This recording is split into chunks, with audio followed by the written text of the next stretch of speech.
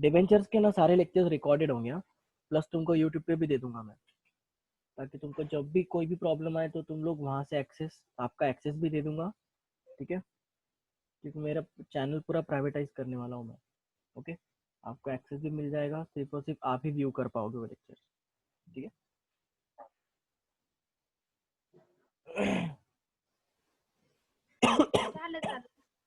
Okay, so let's revise first कि हम लोगों ने क्या देखा था, ठीक है। हम लोगों ने पहले तो ऐसा समझ लो कि ये चैप्टर 3 पार्ट्स में डिवाइडेड है, ठीक है। कंपनीज एक्ट में क्या प्रोविजंस दिए हुए हैं, ठीक है। उसके बाद में रूल्स में क्या प्रोविजंस दिए हुए हैं, ठीक है, मतलब रूल्स में कौन से रूल्स दिए हुए हैं, ठीक है, रूल्स में तो रूल्स ही होंगे, ठीक है। और सेबी के रेगुलेशंस क्या क्या है, because SEBI is a regulator ना, ठीक है, रेगुलेट करता है, मतलब डायरेक्शंस देता है, उसको एज अ वॉच ओवर रखता है, ठीक है। सो हाँ यस, शेयर कैपिटल रूल्स में क्या देखा था हम लोगों ने कि सिक्योर डिबेंचर्स का टेन्योर कितना होता है, 10 ईयर्स फॉर नॉर्मल कंपनीज, याद है क्या, 30 years for infrastructure and government companies, ठीक है। उसके बाद में चार्ज ऑन एसेट हम लोगों को क्रिएट करना पड़ता है, ठीक है। और लेकिन अगर गवर्नमेंट के सिक्योरिटीज होंगे, ठीक है, या फिर गवर्नमेंट के सिक्योर डिबेंचर्स होंगे और उस पर स्टेट गवर्नमेंट या सेंट्रल गवर्नमेंट ने गारंटी दी होगी, तो ऐसे डिबेंचर्स को चार्ज क्रिएट करने की कोई जरूरत नहीं है। और चार्ज का मतलब क्या होता है कि हम लोग एसेट पे हक क्रिएट कर रहे हैं, ठीक है, कोलैटरल रख रहे हैं। डिबेंचर ट्रस्टी को अपॉइंट करना है, ठीक है, विद इन 60 डेज के अंदर, लेटर ऑफ अलॉटमेंट के 60 डेज के अंदर डिबेंचर ट्रस्टी अलॉट हो जाना, डिबेंचर ट्रस्टी अपॉइंट हो जाना चाहिए, ठीक है। डीआरआर क्रिएट करना है, ठीक है। Company has to maintain at least 25% of its outstanding debentures, ठीक है। मैंने आपको पूरा वर्किंग बताया था कल कि 25% का आउटस्टैंडिंग डिबेंचर्स का उनको डीआरआर मेंटेन करना पड़ता है। और जितना भी आउटस्टैंडिंग है, ठीक है, जितना भी आउटस्टैंडिंग है उस साल का, ठीक है, उस साल के आउटस्टैंडिंग में से 15%, नॉट लेस देन 15%, मतलब मिनिमम 15% का उनको डिबेंचर्स जो मैच्योरिंग हो रहे हैं, सपोज अगर 100 में से 50 डिबेंचर्स अगर मैच्योर हो रहे हैं, तो उस 50 डिबेंचर का 15%, एटलीस्ट 15% डीआरआर में हम लोगों को ट्रांसफर करना पड़ेगा। Okay, starting of the year में ही हम लोगों को ट्रांसफर करना पड़ेगा, ठीक है। और इस अकाउंट में से सिर्फ और सिर्फ पैसा किसके लिए यूज होगा, डिबेंचर के रिडम्पशन के लिए होगा, as simple as that. Okay, बहुत सिंपल सी बात है ये। उसके बाद में हम लोग देखते हैं सेबी रेगुलेशंस। ओके, आज हम लोग स्टार्ट कर रहे हैं सेबी के रेगुलेशन। सेबी कौन होता है, stock exchange board of India. कौन होता है ये, stock exchange board of India. तो ये कौन है, ये रेगुलेटर है। सेबी कौन है, ये रेगुलेटर है। और ये रेगुलेट क्या करता है, it regulates the markets. Okay, क्या करता है ये, मार्केट्स को रेगुलेट करता है। क्या करता है, रेगुलेट करता है मार्केट्स को। ओके, मार्केट्स को इन सेंस कि वो सिक्योरिटीज को रेगुलेट करता है, चाहे वो कौन सी भी सिक्योरिटीज हो। ओके, तो SEBI issue listing debt securities, ठीक है, आईएलडीएस रेगुलेशंस 2008 क्या बोलती है, 12 state the minimum subscription to be collected by the company. जैसे हम लोग देखो शेयर्स में मिनिमम सब्सक्रिप्शन लेते हैं ना, ठीक है, याद है, हम लोग देखो मिनिमम सब्सक्रिप्शन लेते हैं शेयर्स में। ओके, तो वैसे ही शेयर्स में हम लोग, सॉरी, डिबेंचर्स में भी मिनिमम सब्सक्रिप्शन लेते हैं। ओके, तो भी मिनिमम सब्सक्रिप्शन कितना होगा, याद है क्या, देखो शेयर्स में हम लोगों को 90% का मिनिमम सब्सक्रिप्शन जमा करने का रहता है। अगर सपोज हम लोग 100 रुपीज के शेयर्स इशू कर रहे हैं मार्केट में, ठीक है, तो हम लोगों को एटलीस्ट मार्केट से कितना रिस्पॉन्स चाहिए, 90% का रिस्पॉन्स चाहिए, याद है ना, ठीक है।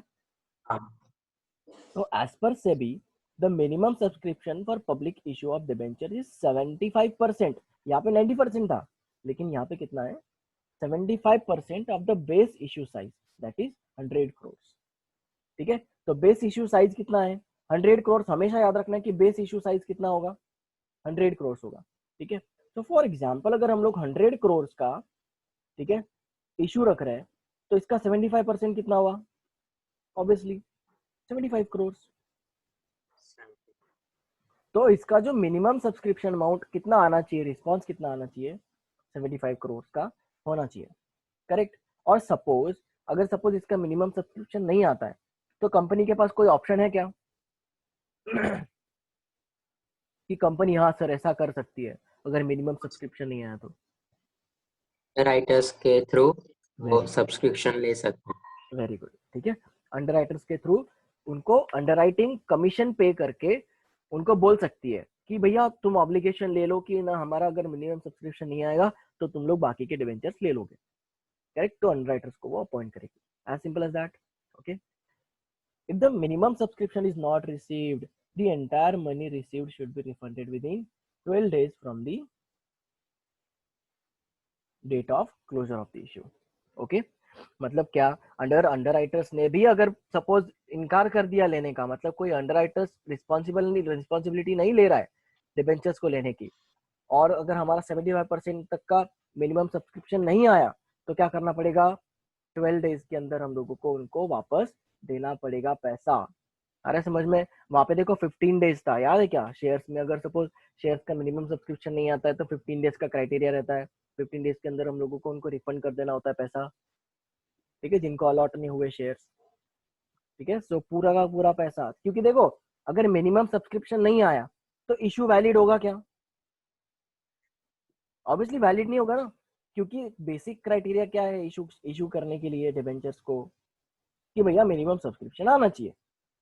और अगर मिनिमम सब्सक्रिप्शन ही नहीं आ रहा है तो वो पूरा का पूरा इशू लैप्स हो जाएगा ना, मतलब कैंसिल हो जाएगा, तो पूरा का पूरा पैसा देना पड़ेगा ना। ऐसा है क्या कि थोड़ा पैसा जितना आया हम लोग रख लेंगे, ऐसा तो नहीं करेंगे। ठीक है, हम लोगों को क्या करना पड़ेगा, पूरा का पूरा पैसा उनको दे देना पड़ेगा, वापस रिफंड करना पड़ेगा, वो भी कितने टाइम में, 12 डेज के अंदर। अगर 12 डेज के अंदर नहीं किया तो पेनल्टी, ओके, पेनल्टी मिलेगी। Second is retention of over subscription. Okay, क्या है, ये तो देखो मिनिमम सब्सक्रिप्शन हो गया, लेकिन व्हाट इफ ओवर सब्सक्रिप्शन आ गया, मतलब हम लोगों ने 100 करोड़ का इश्यू साइज रखा था और हम लोगों को 120 करोड़ के एप्लीकेशन था, हो सकता है ना, पॉसिबल है, क्योंकि पब्लिक इशू है ना। अब यहाँ पे इशू का मतलब क्या है, प्रॉब्लम नहीं है, इशू मतलब हम लोग जो इशू कर रहे हैं, ठीक है, उनको दे रहे हैं, वो इशू होता है। ठीक है, और इशूइंग द नोटबुक, ठीक है, और वो इशू मतलब क्या, प्रॉब्लम, प्रॉब्लम वाला इशू अलग। ठीक है, रिटेंशन ऑफ ओवर सब्सक्रिप्शन, तो सपोज हम लोगों को कितना चाहिए, 100% ऑफ द बेस इशू का सब्सक्रिप्शन आना चाहिए। ठीक है, और any lower unit as specified of the offer letter और ऑफर ऑफ द प्रोस्पेक्टस। ठीक है, तो ओवर सब्सक्रिप्शन क्या करना है, हम लोगों को रिटेन करके रखना है। ठीक है, अंडरराइटर्स, कंपनी में enter into the underwriting commission, okay, for its public issue of debentures, appointment of underwriters must be mention in the offer letter and prospectus. ठीक है, तो प्रोस्पेक्टस में अंडरराइटर्स का नाम भी लिखना चाहिए कंपनी ने, कंपल्सरीली नाम लिखना चाहिए कंपनी ने कि हाँ ये हमारे अंडरराइटर्स है। आईसीआईसीआई बैंक हमारी अंडरराइटर है, सेबी, सॉरी सेबी नहीं, सॉरी सॉरी सॉरी, एसबीआई हमारी अंडरराइटर है। ठीक है, एचडीएफसी हमारी अंडरराइटर है। यूजुअली क्या होता है ना कि बैंक्स ही अंडरटेक करती है अंडरराइटिंग का, क्योंकि उनको कमीशन मिलता है ना बैंक्स को, तो इसके लिए वो अंडरराइटिंग का ऑब्लिगेशन लेती है। ठीक है, नेक्स्ट इज क्रेडिट रेटिंग, क्योंकि देखो इट इज वेरी इंपॉर्टेंट ना, क्रेडिट रेटिंग लेना, इट इज वेरी इंपॉर्टेंट। मैं आपको दिखाता हूँ कि ना क्रेडिट रेटिंग कौन देता है। ठीक है, एक मिनट।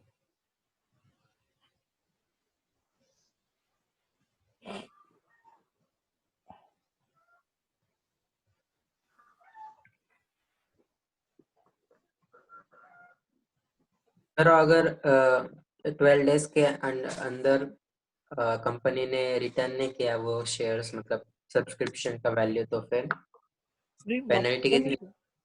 पेनल्टी अभी आपको नहीं है वो पेनल्टी, ठीक है, वो है ना 10 टाइम्स की पेनल्टी रहती है। हाँ, हाँ, वो है ना, रूल्स और रेगुलेशंस अलग अलग होते हैं, कभी 3 टाइम्स की पेनल्टी रहती है, मतलब जितना आपने रिफंड नहीं किया तो 10,000 फिक्स पेनल्टी रहेगा। ठीक है, 10,000 फिक्स पेनल्टी, या फिर 10,000 टू 5 लाख फिक्स पेनल्टी रहता है। ठीक है, मतलब 10,000 से लेके तो 5 लाख, वो अभी कोर्ट डिसाइड करेगा कि कितनी पेनल्टी लगानी है। ठीक है, और उसके बाद में आपके इम्प्रिजनमेंट भी होती है अगर फ्रॉड वगैरह हो रहा है वहां पे कुछ, तो क्योंकि वो पैसा है ना, पब्लिक का पैसा है, तो वो ऐसे यूज नहीं कर सकती ऐसा है। सर अगर मतलब पब्लिक को भी कमीशन मिलता है अगर पेनल्टीज का? किसको, नहीं ना, पब्लिक को क्यों पैसा मिलेगा। हाँ, ऐसा बोल सकते हो कि ना पब्लिक को इंटरेस्ट मिल सकता है। ठीक है, हाँ, बस सर। यार ये क्रिस्टल क्यों नहीं मिल पाया।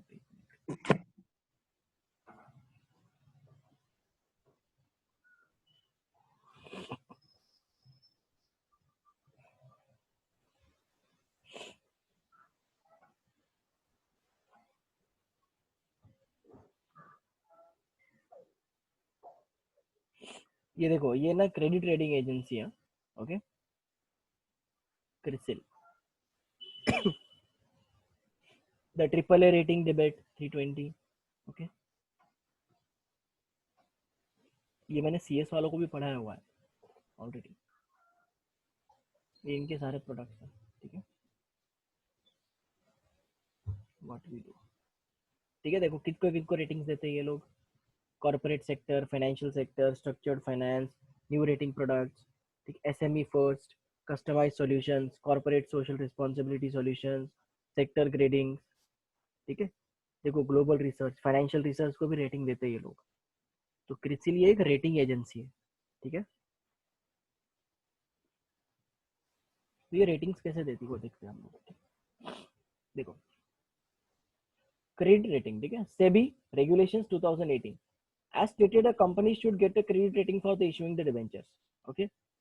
As per SEBI, companies making a public issue or rights issue of convertible debentures must obtain a credit rating from one or more credit rating agencies, CRAs।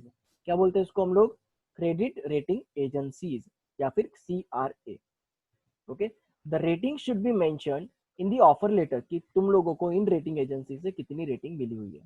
For example, ठीक है, ये देखो, agencies like CRISIL, CARE, etc., which rates the credit worthiness of a company issuing debentures, deposits and other debt securities, ठीक है। तो debt securities के लिए आपको आपकी क्रेडिट रेटिंग लेनी पड़ती है कि हाँ भाई ये कंपनी की औकात है इतना डिबेंचर्स को इशू करने के लिए।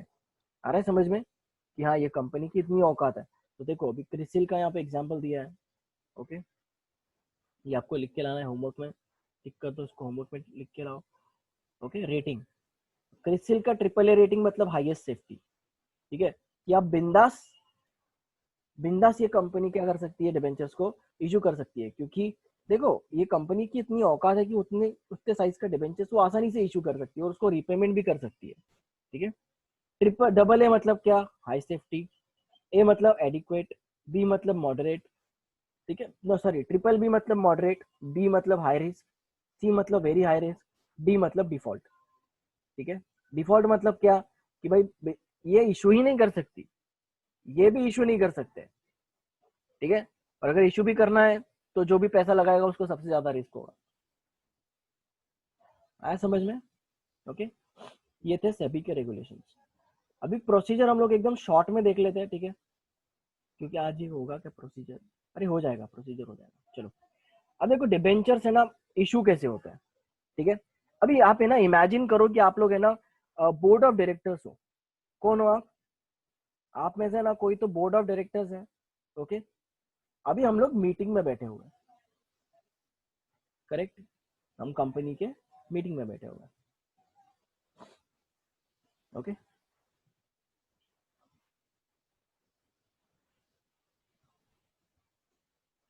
हम सब लोग क्या बैठे हुए हैं, कंपनी के मीटिंग में बैठे हुए हैं, ओके। तो सबसे पहले तो हम लोग रेजोल्यूशन पास करेंगे बोर्ड मीटिंग का, क्योंकि देखो पहला स्टेप होता है बोर्ड मीटिंग। पहले बोर्ड में वो इशू पहले बोर्ड में अप्रूवल होता है, फिर उसके बाद में शेयर होल्डर के पास लिया जाता है। आया समझ में, ओके। सो पहले बोर्ड मीटिंग करना पड़ेगा, फिर बोर्ड मीटिंग में हम लोगों को क्या करना पड़ेगा, बोर्ड रेजोल्यूशन पास करवाना पड़ेगा, ओके। बोर्ड रेजोल्यूशन हम लोगों को पास करना पड़ेगा। उसके बाद में बोर्ड रेजोल्यूशन में हो गया फाइनल कि हाँ हमको डिबेंचर्स को इशू करना है। अभी हम क्या करेंगे, एक्स्ट्रा ऑर्डिनरी जनरल मीटिंग लेंगे। कौन सी जनरल मीटिंग लेंगे, अभी ये 11th स्टैंडर्ड का है कि कौन से टाइप के जनरल मीटिंग्स होते हैं। एजीएम होता है, कौन सा एनुअल जनरल मीटिंग, ईजीएम होता है, extra ordinary general meeting, okay. और उसके बाद में जो अलग अलग क्लास ऑफ सिक्योरिटीज की जो मीटिंग होती है उसको क्या बोलते हैं हम लोग, क्लास मीटिंग्स बोलते हैं, ओके। ईजीएम कंडक्ट कर ली, ठीक है।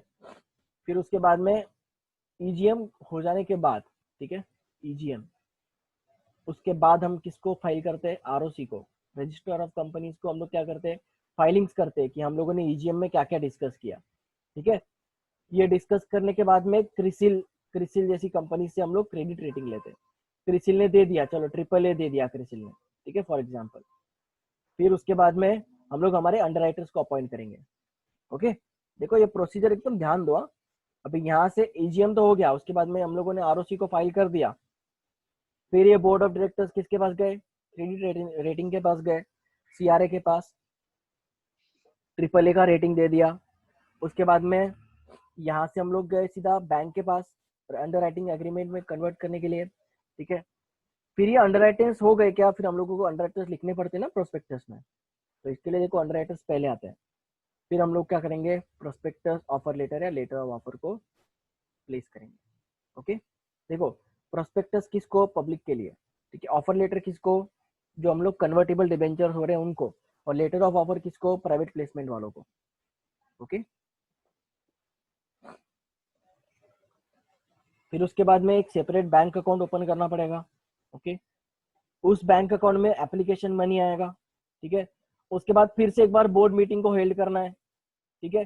क्योंकि बोर्ड मीटिंग क्यों हेल्ड करेंगे, कि हम लोग को कितने अलॉट करने हैं, करेक्ट, कितने डिबेंचर्स अलॉट करने हैं और किसको किसको अलॉटमेंट देना है, ओवर सब्सक्रिप्शन तो नहीं है, अंडर सब्सक्रिप्शन तो नहीं है, मिनिमम सब्सक्रिप्शन क्राइटेरिया पूरा हुआ है क्या, सब कुछ देखेंगे यहाँ पे, ठीक है, कि कितना पैसा आया है और कैसा कैसा इसको एग्जीक्यूट करना है। फिर उसके बाद में डिबेंचर सर्टिफिकेट इशू हो जाएगा, ठीक है। और डिबेंचर सर्टिफिकेट एक बार इशू हो जाने के बाद में रजिस्टर ऑफ डिबेंचर्स मेंटेन होगा और उस डिबेंचर रजिस्टर में उनका नाम आ जाएगा, डिबेंचर होल्डर्स का सबका नाम आ जाएगा। आया समझ में, पक्का, ठीक है। एक डीप में देखते हैं अभी, चलो देखो, passing of the resolution in board meeting, ठीक है। So following is the procedure to be followed by the company issuing debentures. Okay, तो इसको भी होमवर्क मेल कर लो।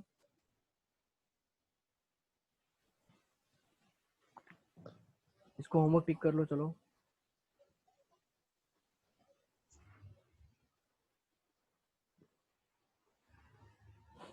ओके,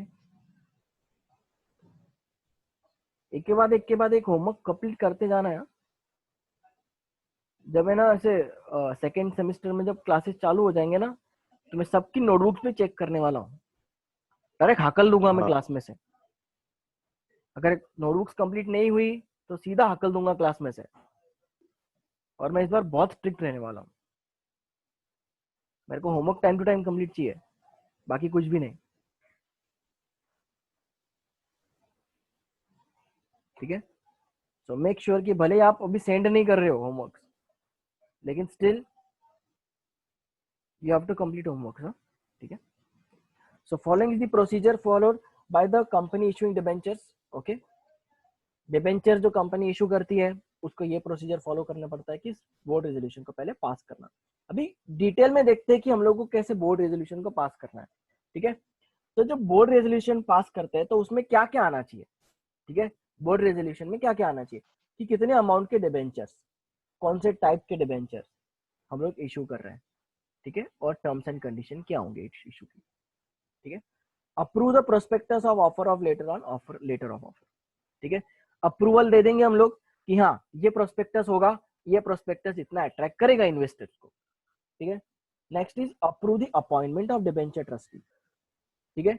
डिबेंचर ट्रस्टी का अप्रूवल अपॉइंट कर देंगे कि हाँ भैया ये बंदा डिबेंचर ट्रस्टी होने वाला है, करेक्ट, उसको अप्रूवल दे देंगे और उसका एक रिटर्न कंसेंट ले लेंगे। कंसेंट का मतलब क्या, अप्रूवल, कि भाई देख हम तेरे को डिबेंचर ट्रस्टी बना रहे हैं, तो तू एग्री करता है क्या, हमको रिटर्न में लेके दे, मतलब बाद में फिर हम लोगों को नुकसान नहीं होना चाहिए, बाद में हम लोगों को पेनल्टी नहीं बैठनी चाहिए, तो रिटर्न कंसेंट दे दे भाई तेरा, कि हाँ तो तेरे को हम लोग, तुझे एक्सेप्टेड है कि तू डिबेंचर ट्रस्टी अपॉइंट हो रहा है। ओके, उसके बाद में है authorise the board to create charge on assets of the company, ठीक है। सो बोर्ड ऑफ डायरेक्टर्स क्या डिसाइड करेंगे, कि बोर्ड को एक अथॉरिटी दी गई है कि वो कंपनी के एसेट्स कोलैटरल रख सकते हैं, ठीक है। मतलब क्या, चार्ज क्रिएट कर सकते हैं एसेट्स पे, क्या कर सकते हैं वो, गिरवी रख सकते हैं डिबेंचर्स के अगेंस्ट। ओके, फिफ्थ क्या होगा, कि ईजीएम कॉल करने के लिए बोर्ड की बोरोइंग पावर्स कितनी है वो इंक्रीज करनी है। ओके, वो मैंने बोला था ना, देखो अगर सपोज बोर्ड की पावर अगर इंक्रीज करनी है तो क्या करना पड़ेगा, general meeting of share holder, याद है क्या, देखो GMSH for increasing the limit, ठीक है, और स्पेशल रेजोल्यूशन, याद आया क्या। तो ये किसके लिए था, हाँ ये बोर्ड की लिमिट एक्सटेंड करने के लिए, बोर्ड की जो अपना पावर है वो इंक्रीज करने के लिए। ओके, क्योंकि आर्टिकल्स ऑफ एसोसिएशन के हिसाब से चलते हैं ना बोर्ड ऑफ डायरेक्टर्स, एओए के हिसाब से चलते हैं। तो एओए को अपने को अपग्रेड करना पड़ेगा ना, और एओ के अपग्रेड करने के लिए ये प्रोसीजर फॉलो करनी पड़ेगी। इसके लिए हम लोग ईजीएम बुलाते हैं, करेक्ट। उसके बाद में authorises board to open a separate bank account for receiving the money. ठीक है, फिर चलो ये तो हो गया। ठीक है, ये सारी अथॉरिटीज दे दी रेजोल्यूशन में, बोर्ड रेजोल्यूशन में। अभी इन अथॉरिटीज को सच में प्रैक्टिकल सेंस में करना है। ठीक है, एक्स्ट्रा ऑर्डिनरी जनरल मीटिंग। ठीक है, if the borrowing of the powers of board is increase, EGM must be held to get the share holders approval through special resolution. याद आया क्या? देखो यही बात मैंने बोली, शेयर होल्डर का अप्रूवल। ठीक है, जनरल मीटिंग, वो भी कौन सी जनरल मीटिंग होगी? ईजीएम। याद आया अभी कौन सी जीएम है ये? ईजीएम। ठीक है, एक्स्ट्रा ऑर्डिनरी जनरल मीटिंग। और उसमें कौन सा रेजोल्यूशन पास होगा? स्पेशल रेजोल्यूशन पास होगा। और स्पेशल रेजोल्यूशन का मतलब क्या होता है? Votes votes cast in favour of resolution should be 3 times more than the votes cast against the resolution. Okay, तो इन शॉर्ट ये 75% मेजोरिटी बोलते हैं इसको। ठीक है, क्या बोलते हैं इसको? 75% मेजोरिटी। ओके, फुल मेजोरिटी बोलते हैं इसको। उसके बाद में फाइलिंग विद आरओसी। ठीक है, तो सेक्रेटरी, जो कंपनी सेक्रेटरी होता है, सीएस, उसको क्या करना पड़ता है? ये रेजोल्यूशन को आरओसी को 30 दिन के अंदर फॉलो करना पड़ता है। क्या सॉरी, फाइल करना पड़ता है। क्या करना पड़ता है? 30 दिन के अंदर अंदर आरओसी को तुम लोग क्या क्या फाइल करोगे? सब तुम्हारा बोर्ड रेजोल्यूशन फाइल करोगे, शेयर होल्डर का अप्रूवल फाइल करोगे, प्रोस्पेक्टस फाइल करोगे, लेटर ऑफ ऑफर फाइल करोगे। ठीक है, फिर उसके बाद में 30 डेज बोर्ड मीटिंग के खत्म हुए क्या अलग है, तुम लोग को सारे के सारे फाइलिंग खत्म करने हैं। ओके, फाइलिंग खत्म हो गए। ठीक है, आरओसी के पास में हम लोगों ने फाइलिंग कर दिया, तो हमारा काम वहां पे खत्म हो जाता है। उसके बाद आता है कि हम लोग क्रेडिट रेटिंग एजेंसी मतलब क्रिसिल के पास जाएंगे। ठीक है, और क्रिसिल के पास जाके हमारी क्रेडिट रेटिंग ऑब्टेन करेंगे कि भैया देख, हमारा औकात तो है, लेकिन सिर्फ तू एक सर्टिफिकेट दे दे, हाँ इनका औकात है। तो इन्वेस्टर भी क्या करेंगे? ज्यादा से ज्यादा पार्टिसिपेट करेंगे, ताकि हमारा मिनिमम सब्सक्रिप्शन और जितना हम लोगों को फंड्स रेज करने हैं उतने हमारे फंड्स भी रेज हो जाएंगे। ओके, उसके बाद में है हम लोग अंडरराइटर्स को अपॉइंट करेंगे। ओके, फिर हम लोग आईसीआईसीआई या एचडीएफसी के पास जाएंगे कि बोलेंगे देख भाई, तो एक काम कर, अभी हम लोग है ना डिबेंचर्स को इशू कर रहे हैं, अगर suppose minimum subscription in case अगर नहीं आता है तो है ना तू हमारे डिबेंचर्स को अंडरराइट कर ले। ठीक है, underwriting an obligation to undertake कर ले। ठीक है, ऑब्लिगेशन, हम तेरे को है ना इस पे 0.5% का कमीशन चार्ज देंगे। ओके, मतलब अगर तू 100 करोड़ के डिबेंचर्स सॉरी अंडरराइट करेगा, जितने जितने के डिबेंचर्स तू अंडरराइट करेगा उतना तेरे को हम लोग कमीशन देंगे। ओके, चलो फिर आईसीआईसीआई वालों ने बोल दिया हाँ चल भाई ठीक है, इतना कमीशन हम लोगों को मंजूर है। ठीक है, इनका भी रिटर्न कंसेंट ले लिया, एग्रीमेंट कर लिया, अंडरराइटर एग्रीमेंट कर लिया। ठीक है, उसके बाद में हम लोग इशू करेंगे प्रोस्पेक्टस। ठीक है, company issue prospectus if it is inviting the public. ठीक है, पब्लिक इशू के बाद प्रोस्पेक्टस। ठीक है, प्राइवेट प्लेसमेंट के वक्त ऑफर लेटर, ये देखो ऑफर लेटर। ठीक है, और राइट इश्यूज, मतलब क्या? जो कन्वर्ट वगैरह कर रहे हैं, ठीक है, जिनको हम लोग राइट इशू दे रहे हैं। ठीक है, मतलब जिनको प्राइवेट राइट दे रहे हैं, हमरा एग्जिस्टिंग शेयर होल्डर को बोल रहे हैं कि भाई तेरे को लेने के डिबेंचर्स, तो वो राइट इशू के वक्त क्या करेंगे? हम लोग लेटर ऑफ ऑफर देंगे। आया समझ में? तो ये डिफरेंशिएशन याद रखना है। पब्लिक इशू के वक्त क्या करेंगे? प्रोस्पेक्टस। राइट इशू के वक्त लेटर ऑफ ऑफर। ठीक है, और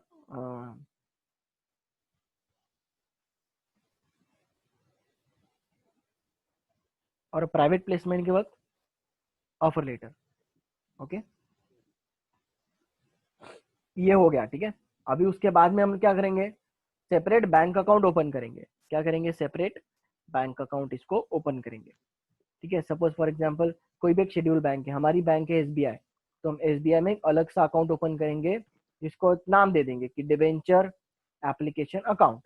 ठीक है, क्योंकि देखो डिबेंचर का एप्लीकेशन मनी कहीं तो भी रिसीव होना चाहिए ना, कि डायरेक्टली बोर्ड ऑफ डायरेक्टर्स के हाथ में आएगा पैसा, नहीं ना। तो सपोज प्रणव को अगर डिबेंचर को अप्लाई करना है कि हाँ भाई चलो रिलायंस के डिबेंचर्स इशू हुए हैं, पब्लिक इशू हुआ है रिलायंस के डिबेंचर्स का, हमने अप्लाई करना चाहिए, तो वो पैसा क्या बोर्ड ऑफ डायरेक्टर्स के हाथ में थोड़ी ना देगा, वो कंपनी के बैंक अकाउंट में डालेगा। एक सेपरेट बैंक अकाउंट में डालेगा। आया समझ में? ओके। हाँ। उसके बाद में उस बैंक अकाउंट में क्या आएंगे? Application money. ये सपोज ये बैंक अकाउंट है, करेक्ट।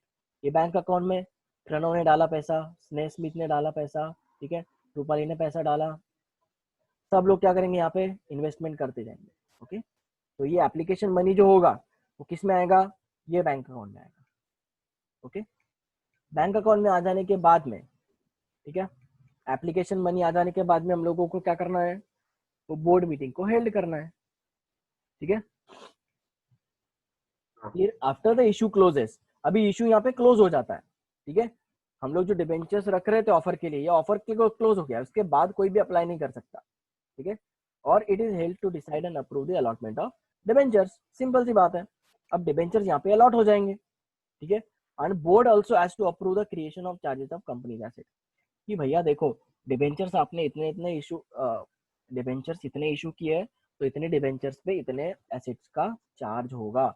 मतलब इन केस अगर कंपनी डिफॉल्ट में हो जाती है, तो डिबेंचर होल्डर या फिर डिबेंचर ट्रस्टी अगर अपॉइंटेड होगा, तो डिबेंचर ट्रस्टी कौन से केसेस में अपॉइंट होता है? जब 500 पीपल से ज्यादा लोगों को हम लोग डिबेंचर्स देते तब, बराबर। तो अगर सपोज डिबेंचर ट्रस्टी होगा अपॉइंटेड, तो डिबेंचर ट्रस्टी को हम लोग ये मेक श्योर करेंगे या फिर इंश्योर करेंगे कि भाई देख, अगर कंपनी कल डिफॉल्ट करती है तो कंपनी के एसेट बेच के डिबेंचर होल्डर का पैसा दे सकता है, इतनी अथॉरिटी है तेरे को। ठीक है। फिर उसके बाद में, अब इसके बाद में हम लोग क्या करेंगे? डिबेंचर सर्टिफिकेट को इशू कर देंगे। और इशू का टाइम कितना है? 60 डेज के अंदर। ठीक है।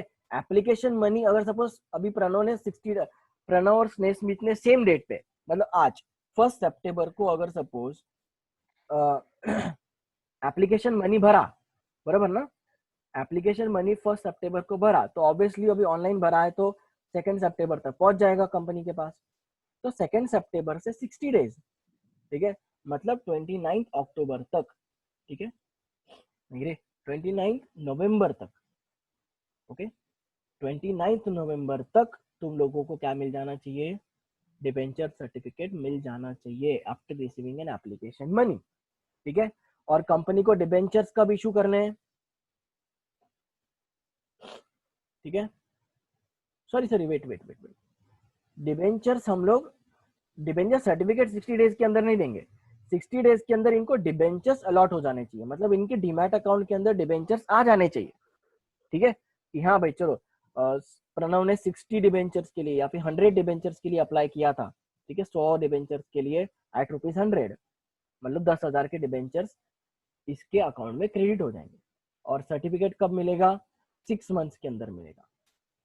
ठीक है, अब देखो इसको नवंबर तक तो अलॉट हो गए, बराबर। तो नवंबर से 6 मंथ, दिसंबर, जनवरी, फरवरी, मार्च, अप्रैल, मई, तो मई एंड तक, ओके, मई एंड तक इसको डिबेंचर सर्टिफिकेट मिल जाना चाहिए। ठीक है, और डिबेंचर सर्टिफिकेट जैसे ही इशू हो गया, ठीक है, डिबेंचर सर्टिफिकेट जैसे ही इशू हो गया, तो कंपनी सेक्रेटरी उसका नाम रजिस्टर ऑफ डिबेंचर्स में लिख देगा। आया समझ में? और वो भी कितने दिन के अंदर? 7 डेज के अंदर, 7 दिन के अंदर अंदर उसका नाम अपने डिबेंचर रजिस्टर में वो लिख देगा। ठीक है। और अगर सपोज क्या, इतना टाइम क्यों लगता है 6 मंथ्स?